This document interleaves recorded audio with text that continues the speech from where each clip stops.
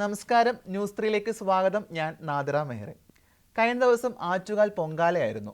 ലക്ഷോപലക്ഷം ഭക്തർ അണിനിരന്ന പൊങ്കാല മഹോത്സവം. ഹോളി ആഘോഷങ്ങളുടെ ഭാഗമായി ഉത്തർപ്രദേശിൽ വർഗീയ സംഘർഷങ്ങൾ തടയാൻ കനത്ത ജാഗ്രത പുലർത്തുന്നു എന്നാണ് റിപ്പോർട്ടുകൾ. മുസ്ലിം ആരാധനാലയങ്ങൾ താർപ്പാളയിൽ കൊണ്ട് മറച്ചുവെച്ചതും വാർത്തകൾ വരുന്നു. ഒരിടത്ത് മതസ്പർദ്ധ വർദ്ധിപ്പിക്കുന്ന വാർത്തകൾ കേൾക്കുമ്പോൾ മതസൗഹാർദ്ദത്തിൻ്റെ വാർത്തകളാണ് കേരളത്തിൽ ഉണ്ടാകുന്നത്. ആറ്റുകാൽ പൊങ്കാലയ്ക്ക് വരുന്ന ഭക്തർക്ക് വിശ്രമ കേന്ദ്രമാകുന്ന ഒരു പള്ളിയുണ്ട് തിരുവനന്തപുരത്ത്, മണക്കാട് ജുമാ മസ്ജിദ് പള്ളി. തലസ്ഥാനത്ത് ആറ്റുകാൽ ദേവിക്ക് പൊങ്കാല അർപ്പിക്കാനായി ഒത്തുകൂടിയ ജനങ്ങൾക്ക്, ഭക്തർക്ക് അടുപ്പുകൂട്ടാനായി തങ്ങളുടെ മുറ്റത്ത് സൗകര്യം ഒരുക്കി നൽകുന്ന തിരുവനന്തപുരത്ത് ഒരു മുസ്ലിം പള്ളി ഒരു പുതിയ കാഴ്ചയൊന്നുമല്ല. വർഷാവർഷം പാളയം പള്ളിയുടെ മണ്ണിൽ സജ്ജീകരിച്ച പൊങ്കാല കലങ്ങൾ ഒരു സ്ഥിരം കാഴ്ചയാണ്.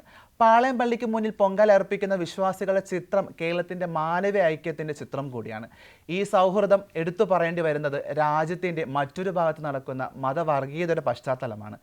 പൊങ്കാല പ്രമാണിച്ച് ആ പള്ളി ടാർപോളിൻ കൊണ്ട് മൂടിക്കെട്ടിയിട്ടില്ല. ആ മസ്ജിദ് പ്രിയ സഹോദരങ്ങൾക്ക് വിശ്രമ കേന്ദ്രമാക്കി മാറ്റുകയായിരുന്നു. അതാണ് മലയാളിയുടെ കേരളം. ആ പള്ളിമുറ്റത്തും പൊങ്കാല നേർച്ച നടക്കുന്നു. ആ ആരാധനാലയം ഒരു പാഴ കൊണ്ട് മൂടിക്കെട്ടിയിട്ടില്ല. കേരളവും മറ്റ് ഇന്ത്യൻ സംസ്ഥാനങ്ങളും തമ്മിൽ പ്രകാശ വർഷങ്ങളുടെ ദൂരത്തിലാണോ ഇപ്പോഴും? മതവിശ്വാസങ്ങൾ മുറിവേൽപ്പിക്കാത്ത നാട്, മനുഷ്യൻ്റെ അന്തസ്സുയർത്തുന്ന നാട്, അതാണ് കേരളം.